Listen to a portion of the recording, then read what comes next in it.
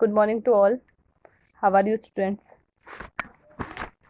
Students आज हम chapter 5 के क्वेश्चन आंसर करेंगे, ठीक है। जो बुक के क्वेश्चन आंसर है वो आज हम इसके करेंगे, ठीक है।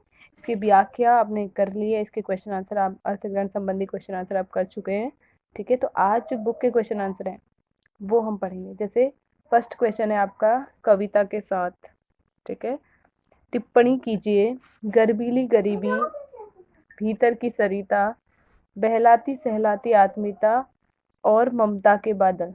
आपको इन चारों वर्ड्स पर टिप्पणी करनी है या उस पर कमेंट्स लिखने हैं, ठीक है। टिप्पणी का मीन्स होता है कमेंट्स, यानी कि उसके बारे में आपको लिखना है, ठीक है। जैसे फर्स्ट वर्ड है आपका गर्वीली गरीबी, ठीक है। गर्वीली का मीन्स क्या होता है?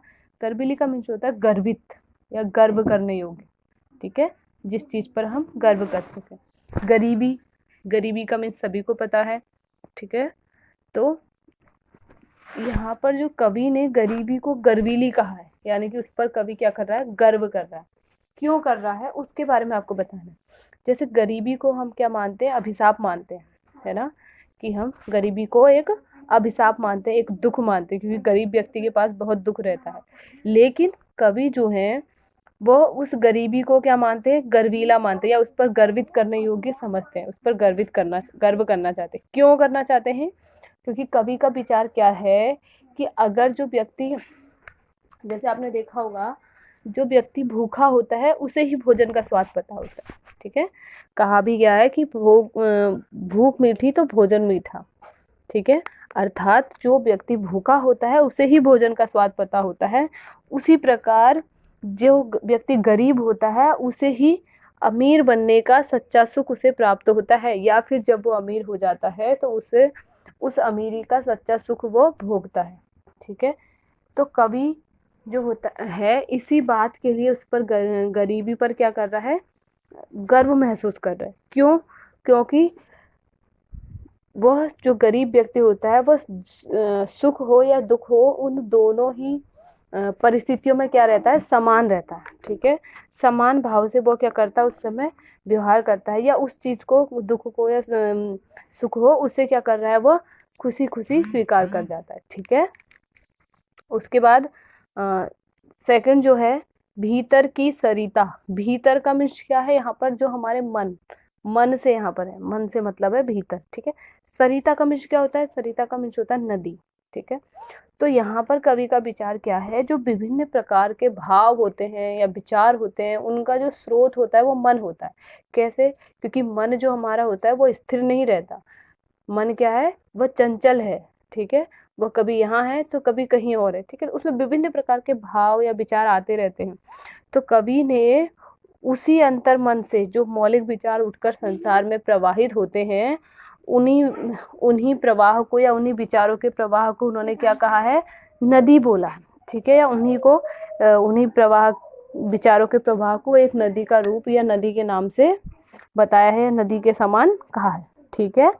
उसके बाद अगला क्वेश्चन है बहलाती सहलाती आत्मीयता। बहलाती सहलाती आत्मीयता, यानी कि बहला फुसलाकर जो लोग अपनापन दिखाते हैं उसे बहलाती सहलाती आत्मीयता कहा गया है, ठीक है। जैसे देखा होगा आपने कि जब हम किसी चीज का अपनापन हम किसी चीज से करने लगते हैं या किसी चीज को अपना मानने लगते हैं, तो धीरे धीरे वो अपनापन हमारे अत्यधिक मोह का कारण बन जाता है। मोह का मीन्स हमें उस चीज के लिए लालच हो जाता है, हम उस चीज का, वो हमारे लालच का कारण बन जाता है। और इस मोह के कारण ही जो व्यक्ति है वह उस बंधन में बंधता हुआ चला जाता है। यानी कि अगर हम किसी को अपना मानने लगते हैं या किसी चीज से प्रेम करने लगते हैं, तो धीरे धीरे वो चीज जो होती है हमारे दिलो दिमाग में बस जाती है, या हमारे मोह का कारण बन जाती है, हमारे लालच का कारण बन जाती है, जिससे व्यक्ति को हमेशा क्या महसूस होता है कि वो उसे ये लगता है कि हम किसी बंधन से हमेशा बंधे हुए हैं, ठीक है। तो वही अपनापन जो होता है उसे बहला फुसलाकर अपने जाल में फंसा लेता है, ठीक है। उसके बाद अगला वर्ड है ममता के बादल। ममता का मीन्स होता है प्रेम या स्नेह, ठीक है। बादल का मीन्स होता है जो भाव हमारे होते हैं, ठीक है। तो कवि यहाँ पर क्या कहता है कि जो ममता के बादल हैं या मन के जो हमारे प्रेम के जो भाव है हमारे अंदर, वो हमारे लिए बहुत ही मूल्यवान है। यानी कि हम समाज के हर व्यक्ति से प्रेम करते हैं, लेकिन जब वही प्रेम जो होता है अधिक हो जाता है, ठीक है, अधिक हो जाता है वही प्रेम, तो हमारे जो मन के भीतर तरह तरह से उसके जो विचार आने लगते हैं, या वो बादल, वो प्रेम जो है हमारे मन के अंदर अनेक रूपों में उठने लगता है, ठीक है, या मडराने लगता है। तो वही चीज जो होती है, या वही ममता रूपी स्नेह या प्रेम जो है हमारे मानव विकास के लिए, या हमारे विकास के लिए, या हमारे भविष्य के लिए क्या हो जाता है, बाधक बन जाता है ना।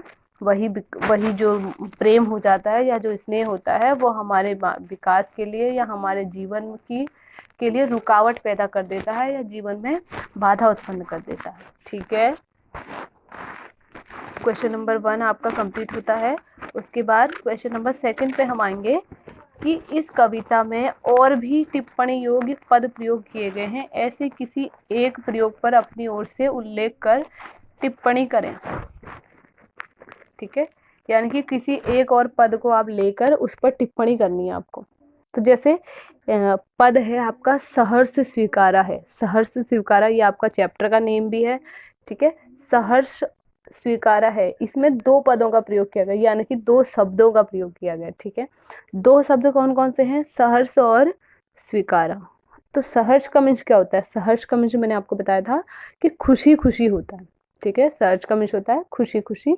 और स्वीकारा, स्वीकारा का मीन्स जो होता है अपना लेना या स्वीकार कर लेना। ठीक है, या ये कह सकते हैं कि खुशी खुशी किसी चीज को स्वीकार कर लेना। ठीक है, तो कवि जो कह रहा है यहाँ पर, कवि ने ये बताया है कि अगर हम में किसी भी परिस्थिति हो, चाहे सुख हो, चाहे दुख हो, चाहे हार हो, जीत हो, किसी भी स्थिति में या किसी भी परिस्थिति में एक समान भाव बना के रखना चाहिए।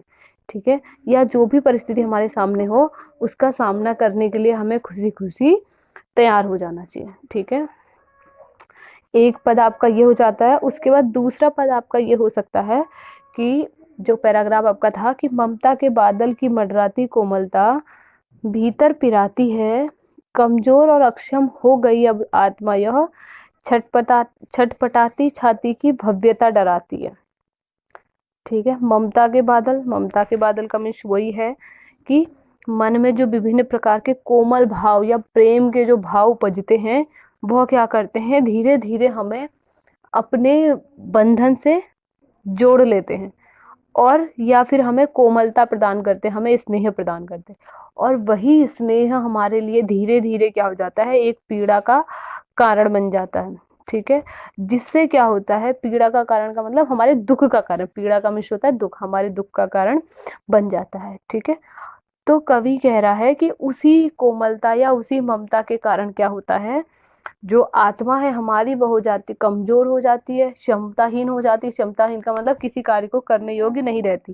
ठीक है, क्षमताहीन हो जाती है, और उसका साहस या जो हिम्मत होती है वो कम होने लगती है। ठीक है, तो कवि क्या कह रहा है कि इसी वजह से जो हमें भविष्य की चिंता अपनी सताने लगती है, क्योंकि जो स्नेह की, जो प्रेम की यादें होती है वो हमें आगे बढ़ने नहीं देती, यानी कि भविष्य की चुनौतियों को स्वीकार करने की इजाज़त हमारे मन में नहीं रहती, या हमारा मन क्या हो जाता है उसके लिए दुर्बल हो जाता है। ठीक है, या कमज़ोर हो जाता है। ठीक है।